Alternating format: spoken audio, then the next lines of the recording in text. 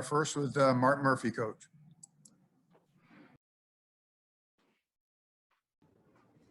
Hey, Brad. I believe you guys had 21 assists tonight. Just in terms of the ball movement in this game and the balance you got, is this sort of the blueprint for how you want to play?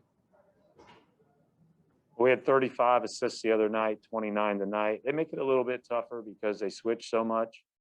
And you saw a couple times when we held the ball too long, or we got blocked.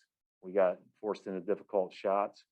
But when we moved it side to side, when we didn't settle, then that was good. So last two games, moving the ball has been good. I mean, I think we've really been trying to emphasize more cutting, more off the ball cuts, more movement.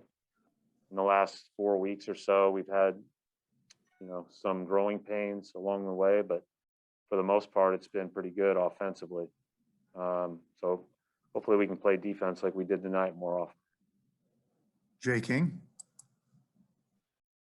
Obviously, Evan's been pretty hot from behind the arc the last couple of games, but how much does his offensive versatility help unlock things for you guys, especially in the second unit? And then what do you need to do to take advantage of that skill set that he has? Yeah, I mean, I thought we did a really good job the other night finding him when he was going. We probably could find him more tonight, although he only played 21 minutes because he didn't obviously play a normal long stint. At all, basically in the fourth quarter. But Jay, there's a lot of things that it does, right? Is number one, he's a guy that can put the ball in the basket, and the other team knows that, right? So they have to put one of their better defenders on him. And so it all has a trickle down effect. And I just think that's why you need as many guys that can do that as possible and still be able to play together and play with the right flow and the right pace and everything else. So he's been great the last two games. I thought he did a lot of good things for us in the Dallas game as well. So I do think we need to work to find him more looks than he's getting, but he's not going to force it. He's a good player. He knows how to play, makes the right play. Brian Robb. Hey, Brad. Just want to get your thoughts on Romeo. It seemed like he gave you guys a little bit of a lift there in the second quarter from a defensive standpoint with that group. Yeah, he was good, solid. Obviously it was nice to have him back out on the floor, and after he caught the ball out of bounds on the first catch, I thought he did a lot of good things. John Corrales.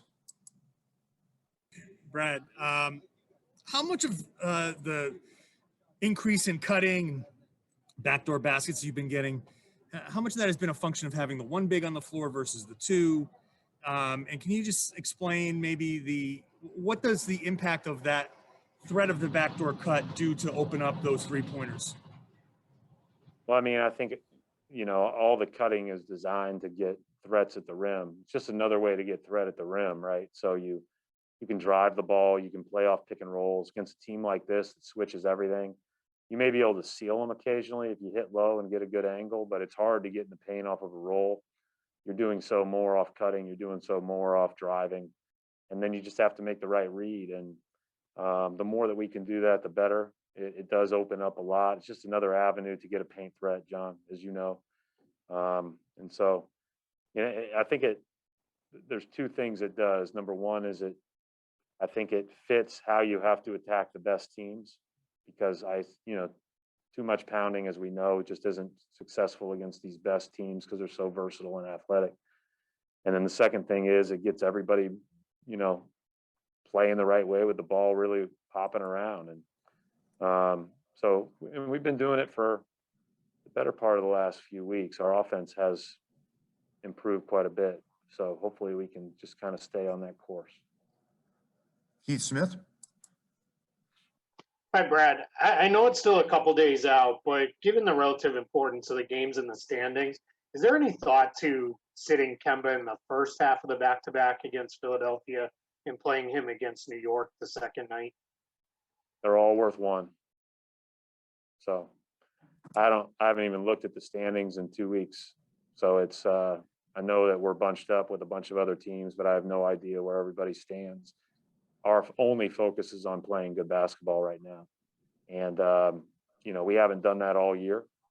And so I don't know what we'll plan to do on Tuesday night because I haven't looked at it yet, but my guess would be we'll do what we've done. Gary Washburn.